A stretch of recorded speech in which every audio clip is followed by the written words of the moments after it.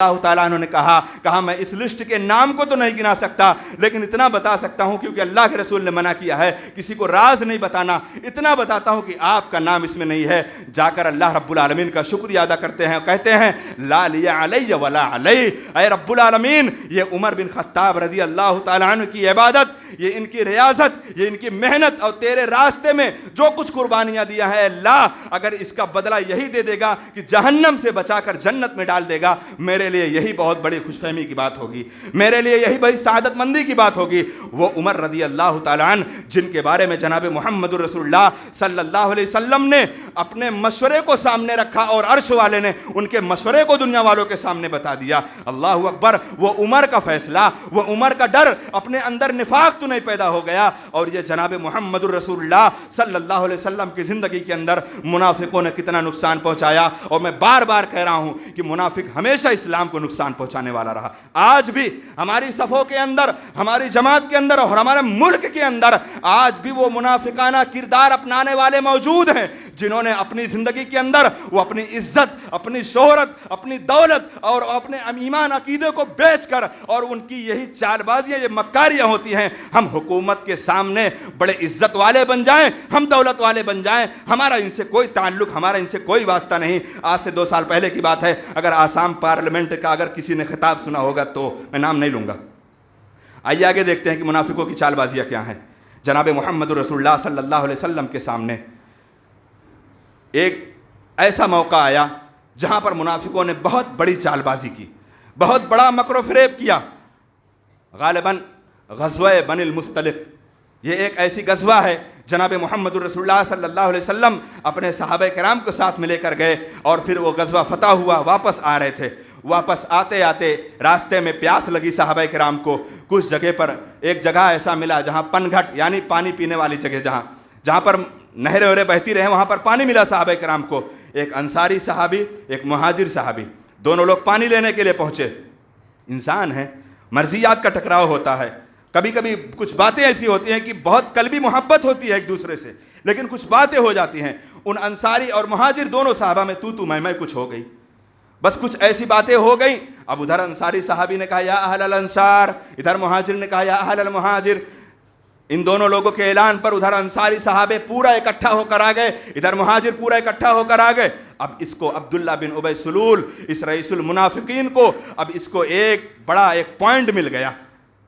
جناب محمد رسول اللہ صلی اللہ علیہ وسلم کو حضرت زید بن ارقم رضی اللہ تعالیٰ عنہ انہوں نے کہا اللہ کے رسول صلی اللہ علیہ وسلم ایسی سی بات ہو گئی۔ آپ دوڑتے ہوئے آئے، آپ صلی اللہ علیہ وسلم نے کہا یہ نعرہ چھوڑ دو، یہ نعرہ جاہلیت کا نعرہ ہے، یہ نعرہ اچھا نعرہ نہیں ہے۔ بتلاؤ، انصار اور مہاجرین کی بات، انصار اور مہاجرین کے نعرے کو رب العالمین نے قرآن مجید کے پاروں میں ذکر فرمایا ہے کہ یہ انصار، یہ مہاجر، اللہ رب العالمین ان کو ایسی جنت کے نیچے رکھے گا جن کے نیچے نہریں جاری ہیں۔ لیکن اے میرے انصاری اور اے میرے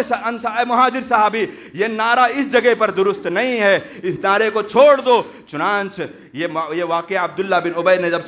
سن کر جا کر مدینہ منورہ کے اندر وہ ایک گندی پالیسی کھیلنے لگا۔ کیا کہا؟ لئن رجعنا الى المدینہ لئن رجعنا الى المدینہ لیخرجن الاعز منها الاذل وللہ العزت ورسولہ۔ اس نے کہا یہ مہاجر جو ہجرت کر کے مکہ سے آئے ہیں، ہم عزت دار والے مدینہ منورہ کے رہنے والے، ہم لوگوں نے ان کو گھر دیا، ہم لوگوں نے ان کو رہنے کا ٹھکانہ دیا، یہ ہمارے ساتھ ایسی بدسلوکی قائم کرتے ہیں۔ اللہ کے رسول صلی اللہ علیہ وسلم کو پتا چلا، اللہ کے رسول نے پوچھا آ کر، جھوٹ بول گیا، کہا ہم نے ایسی بات نہیں کہی، کہا ہم نے ایسی بات نہیں کہی۔ اللہ رب العالمین نے قرآن مجید کی آیت کریمہ نازل فرمائی، اے اللہ کے رسول یہ جھوٹ بول رہا ہے، ایسا اس نے کہا ہے۔ تو اسے کیا پتا چلا؟ جھوٹ بولنے والا منافق ہوتا ہے، جھوٹ کبھی نہیں بولنا۔ جس نے اپنی زندگی کے اندر، کاروبار میں، اپنے گھر میں، رشتہ دار میں، دوست و احباب میں، کوئی معاملات میں، دنیاوی معاملات ہو، دینی معاملات ہو، شریعت کا معاملہ ہو، اخروی معاملہ ہو، کسی معاملے میں جھوٹ نہیں بولنا۔ اللہ کے رسول صلی اللہ علیہ وسلم کو اللہ نے کہا اے اللہ کے رسول یہ جھوٹ بول رہا ہے۔ چنانچہ جناب محمد رسول اللہ صلی اللہ علیہ وسلم کی زندگی میں عبداللہ بن ابی سلول نے کبھی کبھی ایسی حرکتیں کی تھی جہاں پر واجب القتل قرار پایا تھا، اس کو قتل کر دیا جاتا۔ صحابہ کرام جب مدینہ منورہ کے اندر پہنچے، اب آسانی مدینہ منورہ کے اندر جب پہنچے، اللہ کے رسول صلی اللہ علیہ وسلم کے پاس کچھ صحابہ کرام نے آ کر کہا اے اللہ کے رسول صلی اللہ علیہ وسلم اس سے تو یہی سب سے بڑا کام ہو سکتا ہے کہ اس کو مار دیا جائے، آپ مشورہ دے دیجئے، اس کو ختم کر دیں، یہ معاملہ ہی ختم ہو جائے گا۔ چنانچہ جناب محمد رسول اللہ صلی اللہ علیہ وسلم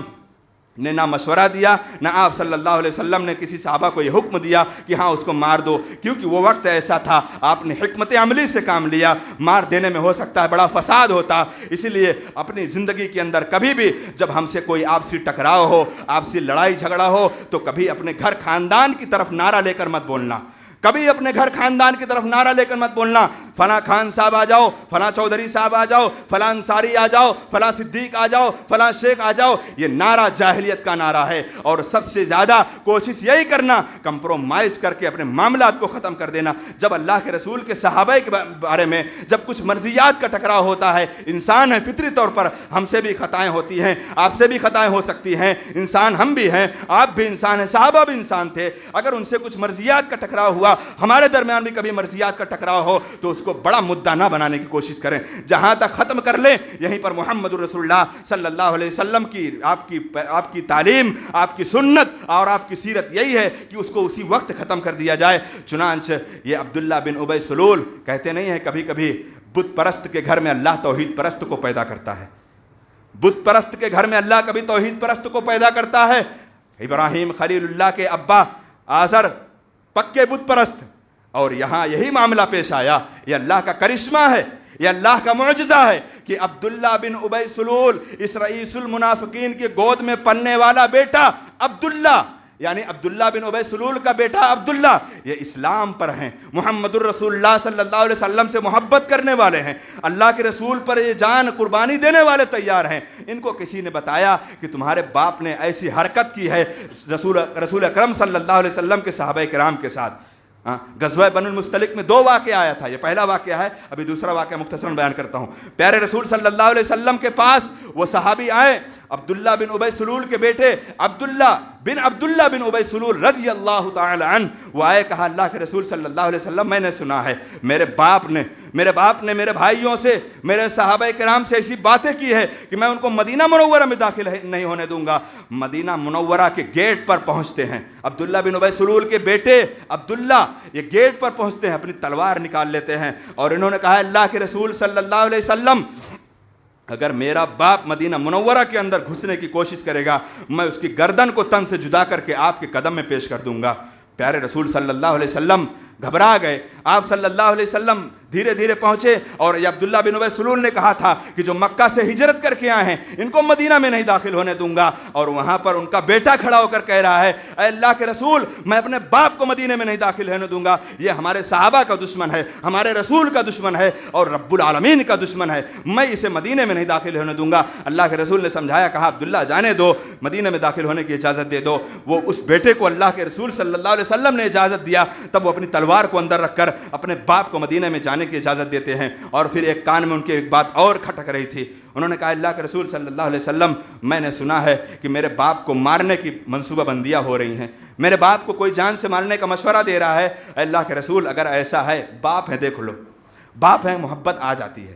کسی بھی دین پر ہو، کسی بھی راستے ہو، اولاد باپ کے تعلق سے، باپ کو اولاد کے تعلق سے۔ لیکن انہوں نے کیا کہا، اللہ رب العالمین نے قرآن مجید کے اندر آیت کریمہ نازل فرما دی، لا تجد قوما یؤمنون باللہ والیوم الآخر یحادون من حاد اللہ ورسولہ ولو كانوا آباءهم او ابناءهم او اخوانهم او عشیرتهم اولئک کتب فی قلوب الایمان۔ اللہ رب العالمین نے کہا اگر تمہارے درمیان، اگر تم اللہ پر، یوم آخرت پر ایمان رکھتے ہو، اور اہل ایمان کی نشانی اللہ نے بتائی، اگر شریعت اسلامیہ کے خلاف اگر تمہارا باپ ہو، تمہارے بیٹے ہو، تمہاری اولاد ہو، تمہارے رشتہ دار ہو اور تمہاری ذریت ہو،